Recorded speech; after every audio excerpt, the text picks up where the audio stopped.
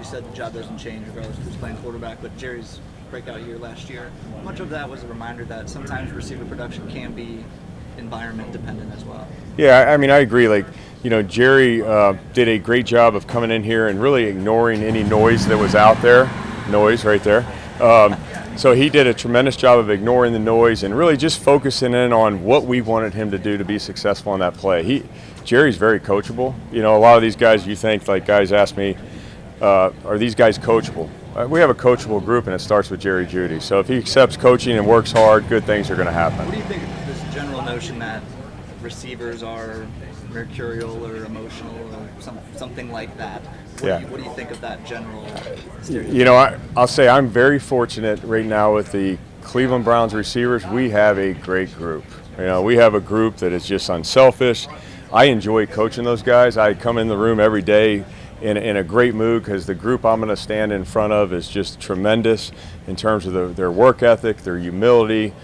Jerry is at the front helping the younger guys out, but it's just been a lot of fun to see that group and the chemistry we have in the room. You mentioned the rookie group of receivers. One of those guys, Luke Flory. What have you seen out of him in the first 4 days of camp? Yeah, Luke, as similar to our other 3 rookie receivers we have, has done a great job of learning the offense, of coming into camp in great condition. We say your job here is to get open and catch the ball, and he has certainly put that on tape and has been displayed on the field so far. He's got a unique skill set to separate versus tight man coverage, particularly in the slot alignment. So we're really excited, as we are a lot of our players right now, because it's such an exciting time to see these guys develop and improve. Luke has done a great job of working hard, but certainly has a long way to go, just like all of our players, to include Jerry Jeudy. We have a long way to go. They acknowledge that, and just we're excited about how hard they work to include Luke. Luke's done a great job. What does a jump for Cedric Tillman look like in this year, and what does he need to do on these fields during training camp in order to achieve what you're looking for out of him? Yeah, to take the next step for Cedric, which I think like we talk about with all of our players taking the next step. It's not just one particular player, like this guy's the only one to take the next step, right? We all have to. And I think to take the next step, it's just consistency. Cedric has proven that he can do it at a high level. He had some real good production prior to his injury last year. We're really excited about his development, still are. And time on task is what's critical. He needs to be out here available. We're very fortunate. He's come back. He's healthy. He had to come out of practice the other day, but we're moving forward. He's healthy, done a great job, and his availability, it starts with that, and then just overall consistency is what's most important with Cedric right now. How grateful were you that you dodged that bullet with Ced the other day? Yeah, I mean, that's, the fear as a coach, when you step on the field, is the most important thing is the health of your team, and especially the guys selfishly you coach. You're like family with those guys. So I think we were, really excited, obviously, that Cedric popped up and was able to practice yesterday, and moving forward, he's full participant, and we expect him to just come out here and do what he's done, and that's improve and work hard. From last year to this point, have you seen Jerry Jeudy kind of take that next step in leadership? Yeah, I mean, Jerry's done a great job of leadership, and I think leadership is not just what you say, but it's what you do, and that's what Jerry's done. He's put a product on tape that has been very good at a high level. He's played at a high level, and that's allowed him to, I would say, not have a voice, but he's allowed him to go out there and show the way, and he's done it through his actions, and been really excited about Jerry and just where he is, and look forward. And Jerry's done a great job of managing expectations, so we're not we don't make any comparisons to last year.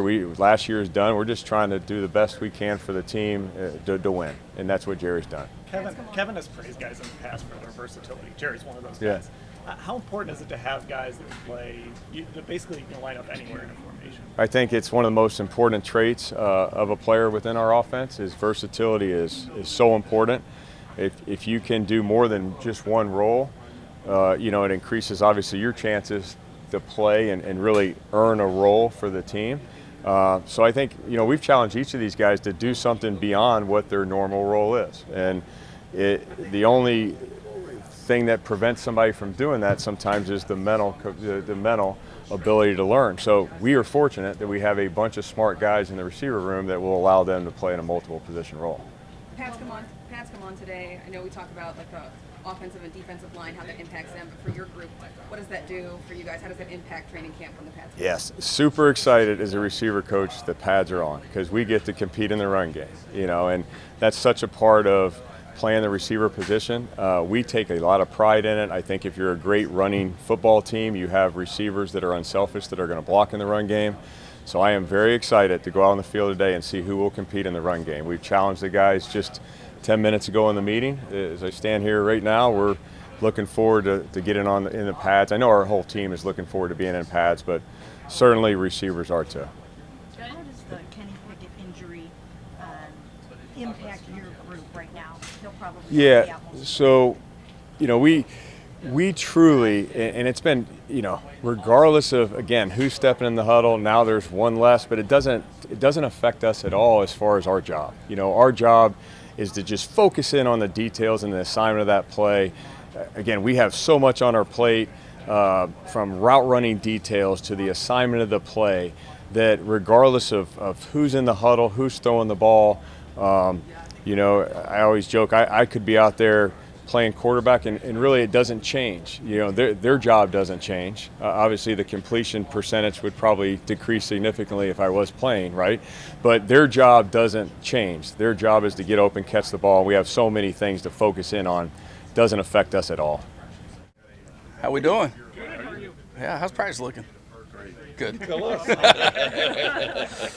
it look to you? Well, how big of a day is today? Getting, finally being able to get the pads. How much do you try not to overreact to what you see from the first day of pads, especially your position group? Well, I think actually it has a lot more value than those 4 days we just had. When you talk specifically about offensive line, I think when the pads come on, I think it's a critically important evaluation process for every position, but certainly for offensive linemen. This is a day where we get to see what really is happening with the block. Like, are you earning the movement you're getting on the defensive lineman? Can you take the man from point A to point B against his will and do our job to make sure we're creating those holes?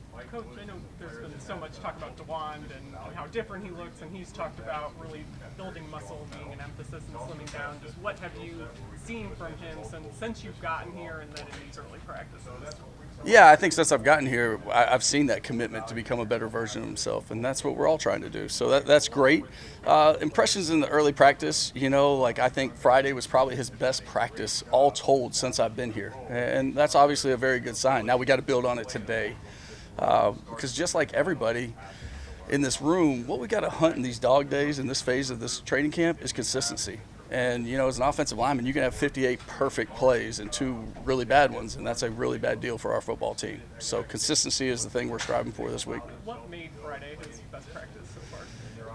Kid came out and played well. He really just did. I mean, he made a commitment. Once again, we talked about this last time I was in front of you. There's so many good things in the package that is DeWand Jones, and it's our job and it's our collective job and his job to get those things out of him. Besides DeWand, the other 4 guys are 30 or going to turn 30 within the next week, I think. So, as a coach, are there any concerns about that? Do you have to coach them any different or manage them any differently because they're a little older than other guys? Yeah, I think Kevin has a great plan for that in training camp, and certainly as we're trying to make this a physical training camp, how we're going to take care of those guys, and there's a good plan in place. There's also an open lines of communication where I want to hear from those guys. How is your body feeling? Because I know I'm a better coach with those guys on the field, and so we're going to do everything we can to keep them ready for game days while getting them to work at these new techniques in some cases so that they can be completely comfortable and can get their job done when they're in there. I think there's also a comfort level given that those 4 guys have as much experience as they do, especially even together. Yeah, the nonverbal communication between those guys is really cool. Like a grunt means a lot of things. I think Saturday you had Jackson Barton and Conklin got one of those days off. Does that reflect how well Jackson Barton's doing, or is it you're rotating guys? Really rotating guys in. I think both Jackson Barton and Cornelius Lucas have done really well to date. Jackson's done some really cool things in the run game. We've got to get him to solidify his pass sets and comfort at sitting down a defender, and that's what we're going to continue to work with him. But with Jack having that day off, it was just easy. Let's plug him in. Let's see how he does. And so that was great to get him that work. With the ones you said? Yeah, like if one of the tackles are out. Just Lucas and Barton? Lucas and Barton right now. And is Zach Zinter getting any snaps at center? He is. Yeah, he's doing a nice job, and you'll actually see him get some out there today. What's the reasoning behind that? Just versatility? Well, absolutely. Like, one of our core tenets as an offense that we're trying to make sure we're doing is multiple and versatile. And it's not like we're going to line up in a lot of different roles as offensive linemen in terms of lining up at this receiver or doing this, running the ball. So what does that mean for us? It means how many positions can we play, the old more you can do adage.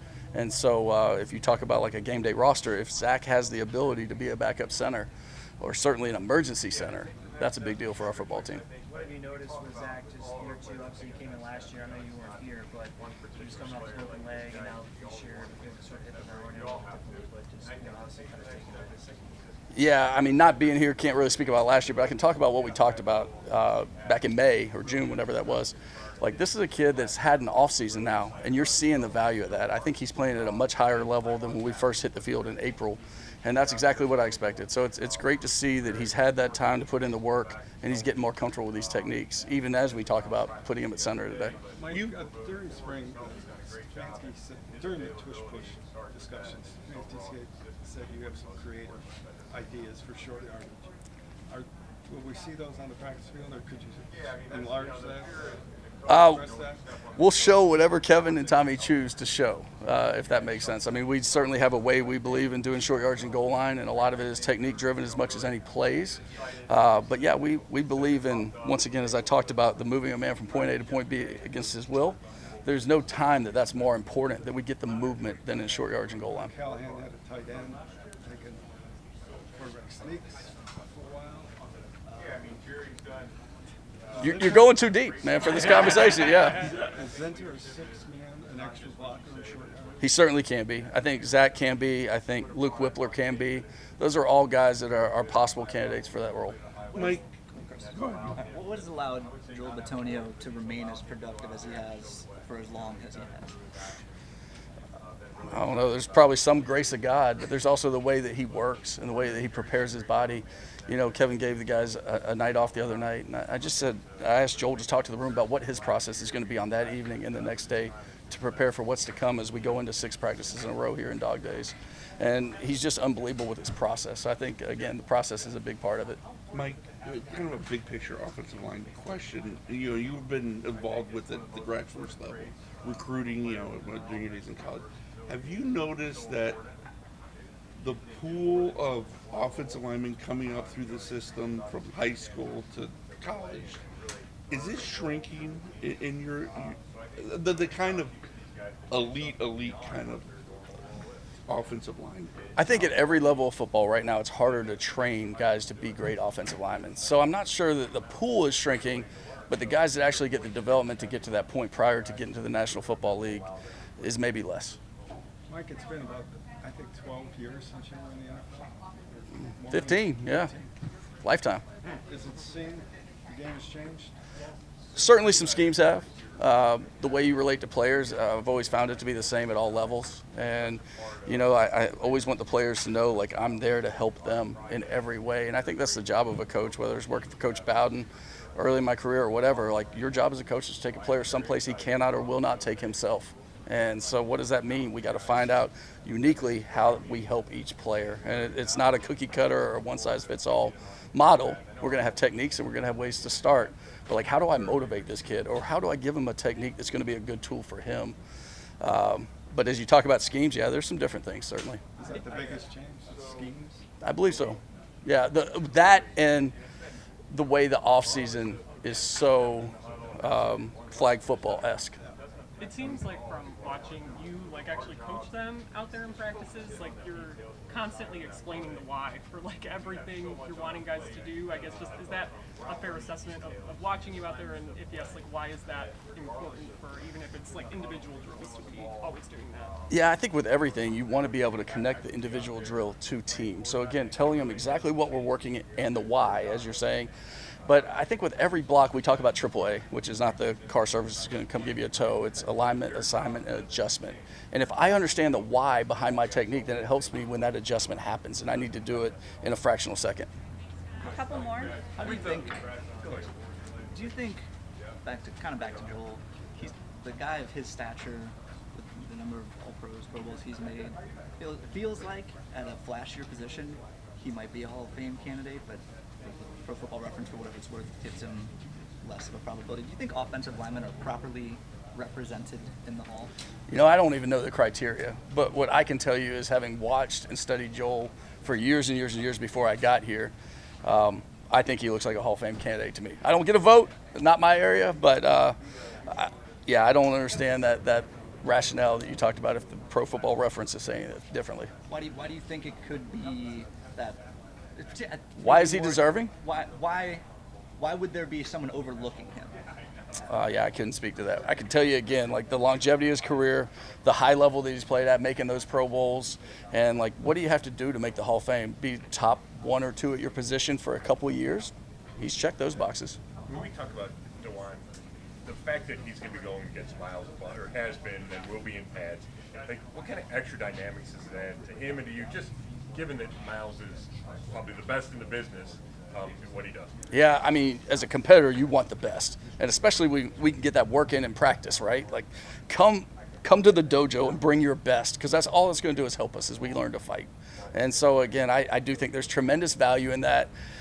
We may not appreciate it every day when we go back and watch the film, or when DeJuan has a particular rep, but that is all that's doing is sharpening him. It really is the old iron sharpens iron. Kind of off of that, just as you're watching, kind of watching the film and grading your own guys, what are you noticing about the defensive line? How much are you kind of like, how much do you say, like you say, that's Myles Garrett, he's going to, what Mason Graham has done or anything like that? How much are you kind of noticing that and passing notes on to, to that room? Yeah, we haven't done a whole lot of crossover with Jock and I where we talk about those things yet, but I believe we will at some point. You certainly notice who flashes, like who is being a consistent problem, who is, if they're giving those 4 that we mentioned any problems, that's those ones, then they're probably doing a good job. And so again, like what do we need to do to handle this guy? And we're not in a game plan type format, right? We're not doing that, but at the same time, like the techniques are different for some people, and honestly, going against Coach Schwartz's defense is different, with them being such an attack front, that there's different things we have to modify within our scheme just to make it work. Who is flashing? I'm sorry? Who is flashing? You should ask Jock who's flashing. I don't know exactly what they're supposed to do. I just know who's disruptive. Thank you, guys. All right, thank y'all. Have a great day.